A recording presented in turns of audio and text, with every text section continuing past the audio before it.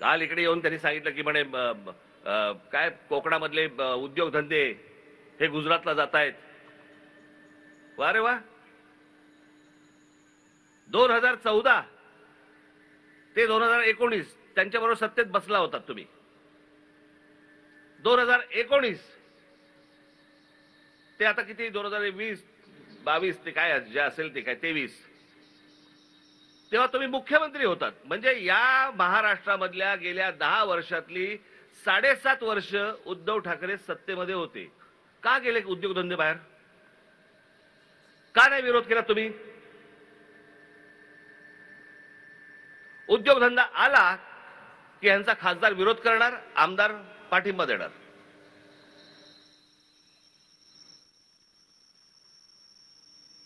आपण का विरोध करतो ते तरी माहितीये का? माहित नाही.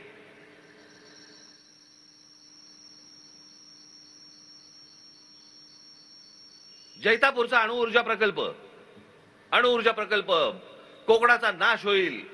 तिथे जर समजा स्फोट झाला तर काय होईल हे चालन तुमच्या समोर. मी बरोबर बोलतोय?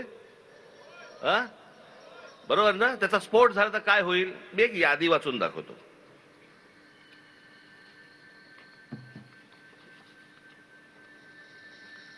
मी जगातलं बोलतच नाही, मी फक्त भारतातलं बोलतोय. आत्ता भारतामध्ये अणुऊर्जा प्रकल्प कुठे कुठे आहेत? काकरापार पॉवर स्टेशन गुजरात, स्थापना 1993. Madras atomic power station Tamil Nadu, स्थापना 1984. नारोरा atomic power station Uttar Pradesh, स्थापना 1991. कासगा ऑटोमिक पॉवर स्टेशन कर्नाटक, स्थापना 2000. Rajasthan atomic power station 1980. Tarapur अणुऊर्जा प्रकल्प महाराष्ट्र 1969. कुंदकुलम अणुऊर्जा प्रकल्प तामिळनाडू 2013. एवढे अणुऊर्जा प्रकल्प आत्ता भारतामध्ये आहेत.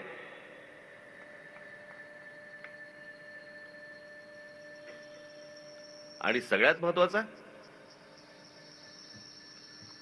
की उद्या जर स्फोट झाला तर किती माणसं कोकणामध्ये मरतील यांची चिंता वाढणाऱ्यांना हे माहित नाही का की भाभा ऑटोमिक रिसर्च सेंटर हे मुंबईत आहे.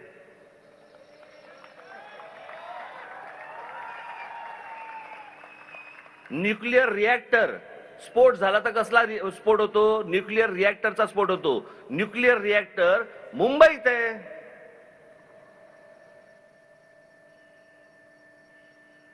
तिथे कधी मला आठवत नाही की बाबा ऑटोमिक रिसर्च सेंटर दूर लोटा, इथून काढून टाका, असं कधी बोललेलं मला आठवत नाही.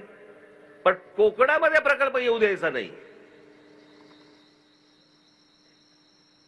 मग पुढचा कुठचा आता आला तो विरोध झाला तो नाणार. मग यांचा खासदार जाणार नाणारला विरोध करणार आणि मग लोकांना भडकवणार, बागायती शेती जाते बिते वगैरे वगैरे. माझं असं म्हणणे हे सगळं नंतर. नाणारमध्ये जेवढी जमीन आज अक्वायर केलेली आहे, लोकांच्या जमिनी घेतलेल्या आहेत, कोणी घेतल्या तो जमिनी? कसा रिकामा झाला? आणि नाणार तिकडे होणार, तिथे जमीन आली कुठून? बरं आली तर आली. इथेच फिरत असलेल्या अनेक दलालांची जमीन लोकांकडनं कमी पैशामध्ये विकत घेतली. मग ह्यांनी नाणारला विरोध केला. मग काय? मग मुख्यमंत्री झाल्यावर त्यांनी सांगितलं काय बारसू प्रकल्पाचं नवीन नाव ठेवायचं असेल तर बारसू करावं लागतं. आता म्हणे बारसूला हलवा. मग बारसूला म्हणे तिकडे 5000 एकर जमीन तिकडे सापडली. आता बारसू 5000 एकर जमीन सापडली कशी? म्हणजे कोणीतरी घेऊन ठेवली होती. बाबांनो, मी तुम्हाला जे सांगतोय ना हे फक्त वरवर पकडू नका. याच्यामध्ये हे सगळे जमिनीचे व्यवहार आहेत. यांच्याच लोकांनी घेऊन ठेवलेल्या सगळ्या जमिनी, हे प्रकल्प आणायचा नाही आणायचा हे सगळं ठरवायचं. मग जिथे जमिनी घेऊन ठेवलेल्या आहेत तिथे जास्ती मुलांनी सरकार जास्ती पैसे देतं.